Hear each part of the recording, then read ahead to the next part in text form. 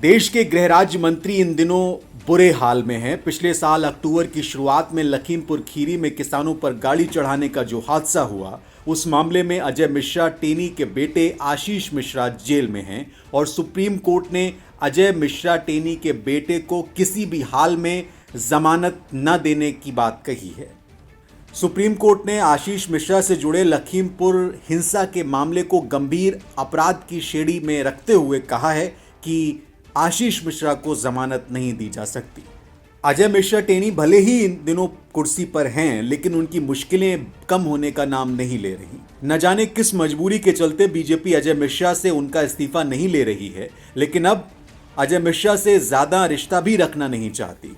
हाल ही में बीजेपी विधायक अरविंद गिरी की हार्ट अटैक से मौत के बाद गोला गोकर्णनाथ विधानसभा सीट पर 3 नवंबर को मतदान हुआ, जिसको लेकर बीजेपी ने स्टार प्रचारकों की सूची जारी की थी। सूची में 40 स्टार प्रचारकों के नाम शामिल थे, लेकिन इस लिस्ट में लखीमपुर खीरी से सांसद और केंद्रीय गृह राज्य मंत्री अजय मिश्रा टेनी का नाम नहीं था, जो इलाके में चर्चा का विषय खूब बना।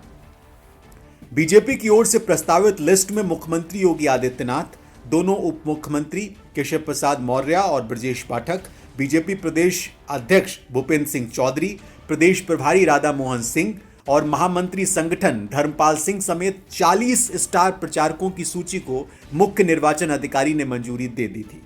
बीजेपी ने लखीमपुर खीरी के धौरहरा से सांसद रेखा वर्मा को स्टार प्रचारक तो बनाया, लेकिन अजय मिश्रा टेनी का नाम इस सूची से गायब था। कहा जा रहा है कि तिकोनिया हिंसा कांड में नाम आने के बाद से ही उन्हें स्टार प्रचारक नहीं बनाया गया। दरअसल पार्टी उपचुनाव में विवादित चेहरों से दूर रहना चाहती थी। न सिर्फ इतना, खबर एक ये भी है कि सुप्रीम कोर्ट ने केंद्रीय गृह राज्य मंत्री अजय मिश्रा टेनी को गुरुवार को प्रभात गुप्ता हत्याकांड में बड़ा झटका दिया। सुप्रीम कोर्ट ने अजय मिश्रा की हत्या के मामले में उनको बरी किए जाने के फैसले के खिलाफ दायर यूपी सरकार की अर्जी को इलाहाबाद हाई कोर्ट की लखनऊ बेंच से प्रयागराज बेंच में ट्रांसफर करने से इनकार कर दिया। अजय मिश्रा टेनी दिन ब दिन मुसीबतों में घिरते जा रहे हैं और ये इसका सबूत है। चीफ जस्टिस की अगुवाई वाली 2 जजों की पीठ ने कहा कि अभी हाई कोर्ट के सामने ही गुहार लगाएं वो। कोर्ट ने 2 टूक कहा कि वो इन पचड़ों में नहीं पड़ना चाहता। 10 नवंबर को लखनऊ पीठ के सामने ये मामला सुनवाई के लिए तय है, लिहाजा ये दलील वहीं रखी जाए।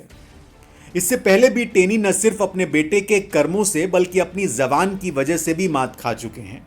जब किसानों ने केंद्रीय मंत्री अजय कुमार मिश्रा के खिलाफ अपमानजनक टिप्पणी करने के लिए पुलिस में शिकायत दर्ज कराई थी। हसगांव के रहने वाले नरेश यादव ने टिकैत को 2 कौड़ी का आदमी कहने और किसानों की तुलना करने के लिए मिस्टर मिश्रा के खिलाफ अपर एसपी सिटी 1 को संबोधित एक शिकायत सौंपी थी। टेनी ने कहा था, मैं राकेश टिकैत को अच्छी तरह से जानता हूं, वो 2 कौड़ी का आदमी, उसने 2 बार चुनाव लड़ा और अपनी जमानत गंवा दी। अगर इस तरह का आदमी किसी का विरोध करता है तो इसका कोई मूल्य नहीं है और इसलिए मैं ऐसे लोगों को जवाब न दूं, क्योंकि ये कोई प्रासंगिकता नहीं है।